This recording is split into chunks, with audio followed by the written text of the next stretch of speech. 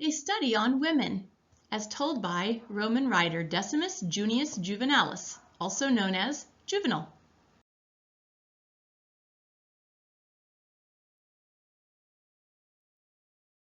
Looking back at history and into the future, ancient and modern historians wrote of the devious and wanton ways of the female sex. So, as an introduction to a study on women, I will share with you some of the words of ancient philosopher Aristotle. He is known as an honorable man without bias. The illustrious Aristotle, one of the Greek world's foremost historians, shared with us his thoughts on Lacedaemon women. He first reveals that the Lacedaemon legislature, quote, encourages the separation of men from women, lest they should have too many children, end quote. A woman has a strong propensity to set up things so that her husband will be trapped or tied to the home. She desires more attention from him than he would give to his outside duties, thus bringing down his status in society. Aristotle goes on to say, quote, the license of the Lacedaemonian women defeats the intention of the Spartan constitution and is adverse to the happiness of the state, end quote. 1/2 of the population lives as if they have no laws and imbibe in, quote, every sort of intemperance and luxury, end quote. Aristotle is speaking of women. The Spartans were duped into allowing their women to manage many things in their culture, and they did so with no little mischief. Quote, but what difference does it make whether women rule or the rulers are ruled by women, end quote, said the great philosopher.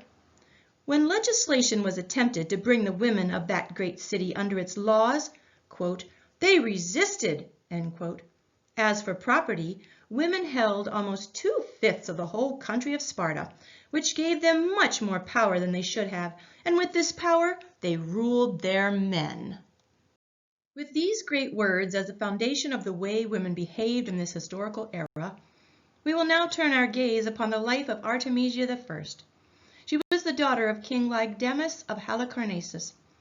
When her husband died, she ascended the throne as queen regent for her young son Picindalus.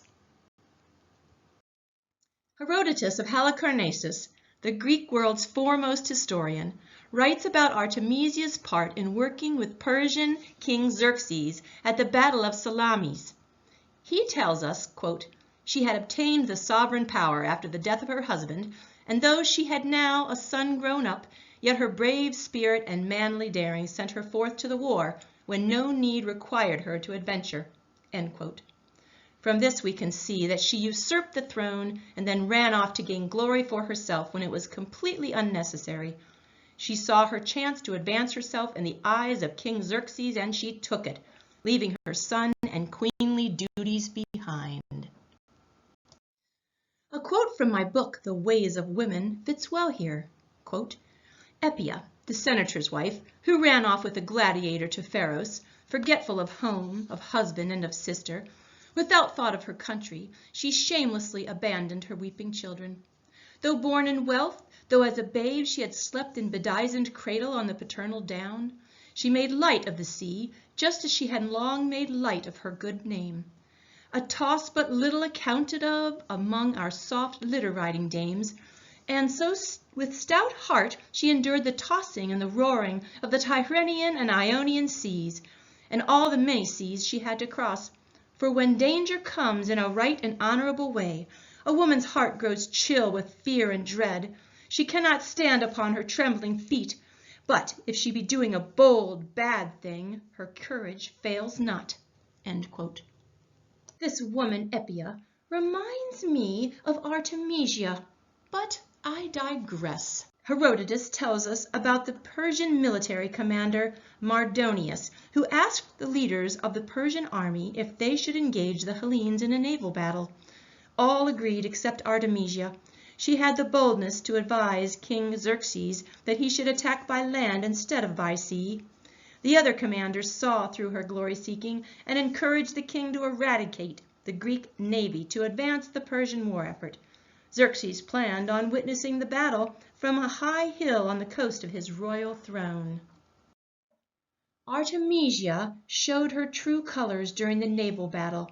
Once the battle was engaged, Herodotus writes that, quote, A confusion had spread throughout the whole of the king's fleet, and her ship was closely pursued by an Athenian trireme, she having no way to fly, since in front of her were a number of friendly vessels, and she was nearest of all the Persians to the enemy, resolved on a measure which in fact proved her safety."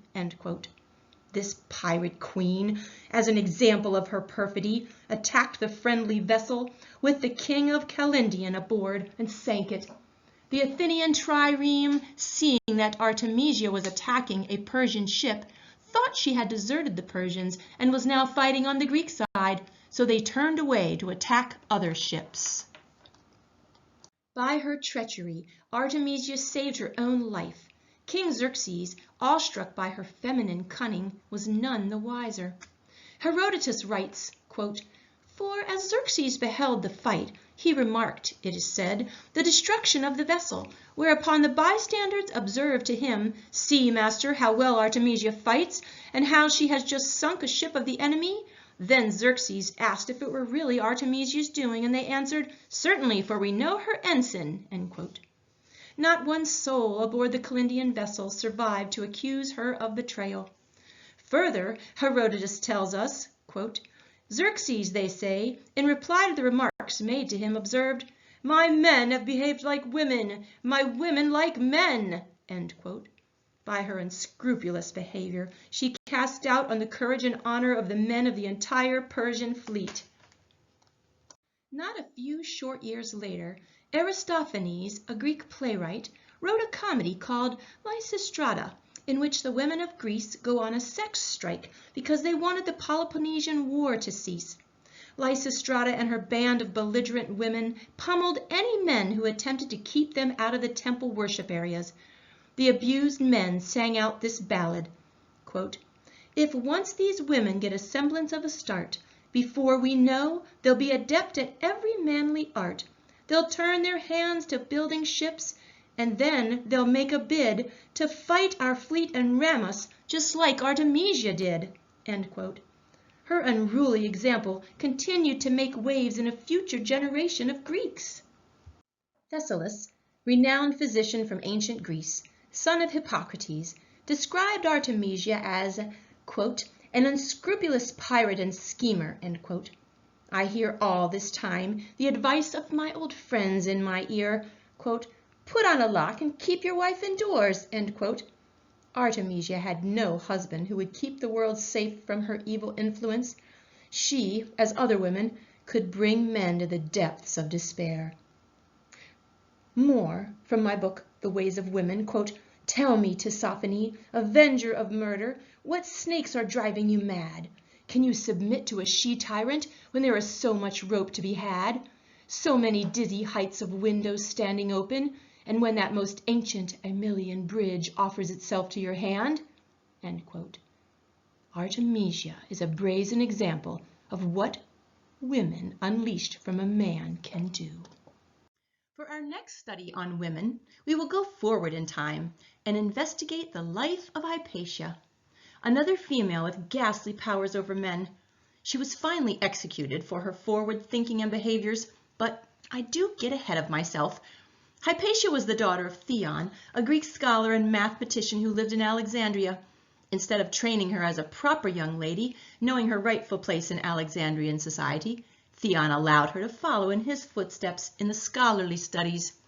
Historian Socrates Scholasticus writes, "Having succeeded to the school of Plato and Plotinus, she explained the principles of philosophy to her auditors, many of whom came from a distance to receive her instruction." End quote.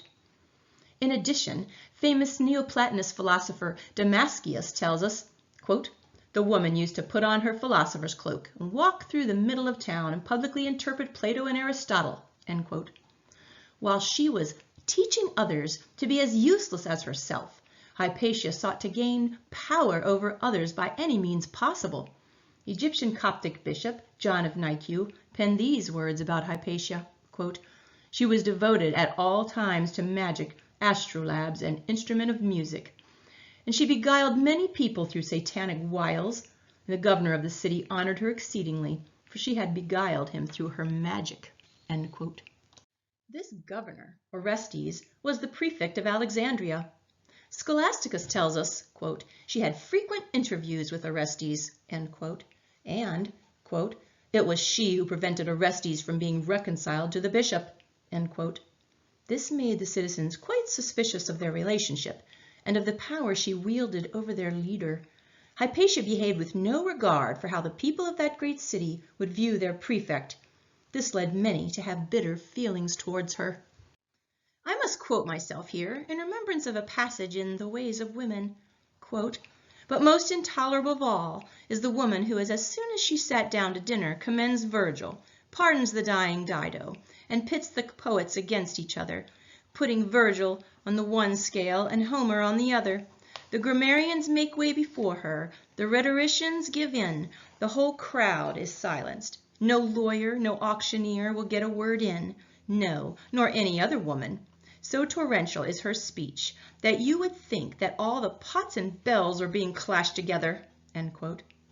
This is quite fitting to our Lady Hypatia, who used her mouth as an open faucet of words, so others would pale in her presence. Scholasticus further says, quote, she not infrequently appeared in public in presence of the magistrates, neither did she feel abashed in going to an assembly of men, end quote. She worked her schemes on the very council governing the city of Alexandria. Damascius writes more on Hypatia. Quote, she was so beautiful and shapely that one of her students fell in love with her and was unable to control himself and openly showed her a sign of his infatuation, end quote. The vixen turned on him and affected his public shame. Imagine the humiliation. One day, as Bishop Cyril was passing by Hypatia's house, he, quote, saw a great crowd of people and horses in front of her door. Some were arriving, some departing, and others standing around. When he asked why there was a crowd there and what all the fuss was about, he was told by her followers that it was the house of Hypatia, the philosopher, and she was about to greet them, end quote. He could no longer abide her unyielding power over the citizens of his honorable city, Alexandria. Cyril turned her over to the magistrate, Peter, for the protection of the good folks. She was executed for her illegitimate power over the people.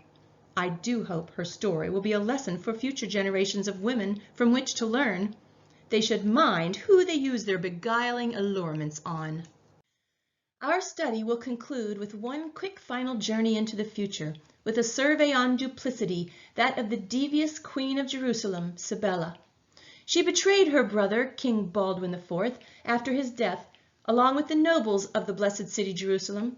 She was married to the warmonger, Guy de Lusignan, who cared only of power and not of the safety of the city. Her brother, the king, God rest his soul, and the nobles wanted her to divorce Guy and marry Walrin, Earl of Tripoli, a nobleman of Jerusalem, before she was crowned queen, for the safety of the city and its inhabitants. Chronicler Roger of Hoveden writes of her treachery in his account, quote, she, however, by a wonderful piece of cunning, deceived them, saying, if a divorce takes place between me and my husband, I wish you to make me sure by your promises and oaths that whomsoever I shall make choice of, you will choose for your head and lord, end quote. Where was her allegiance to the great city? How could she not do what was right to save Jerusalem? Hoveden continues, quote, the before-named queen took the royal crown in her hands and placed it on the head of Guy de Lusignan, her husband, saying, I make choice of thee as king, and as my lord, and as lord of the land of Jerusalem, for those whom God hath joined together, let no man put asunder, end quote. Cybele had deceived the whole court, and once it was done, the honorable men had to stand by their oath to her. They were cornered into acknowledging Guy as their king, and Cybele was in league with the very devil. The downfall of Jerusalem was at hand. The new king, Guy, provoked the massive army of Saladin into battle, and the city was sacked and lost to the Muslims. The fall of the entire city can be laid at the feet of the foul female, Queen Cybele. She delved further into evil by lying to Frederick I, King of Germany and Holy Roman Emperor, about the reason of Jerusalem's fall. She blamed the Emperor of Constantinople. In her letter to King Frederick, she said, quote, "You should never believe the Grecian emperor." End quote. Sibella attempted to slander the good name of the Eastern emperor, Isaac II. Her wicked tongue further wagged that he had, quote, "entered into a conspiracy with Saladin." End quote. Sibella committed both of these offenses with cold calculation.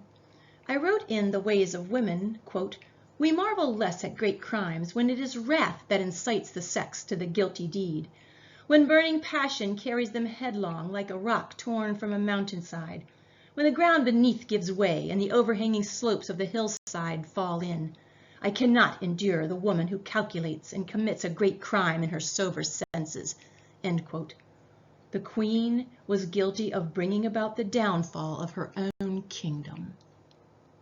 These studies have proven what I, Juvenal, have believed about women all my life. Quote, "Now think you that all this is a fancy tale, and that our satire is taking to herself the high heels of tragedy?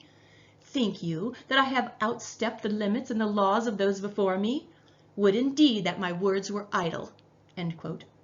The lives of these women prove the devious and wanton ways of the female sex.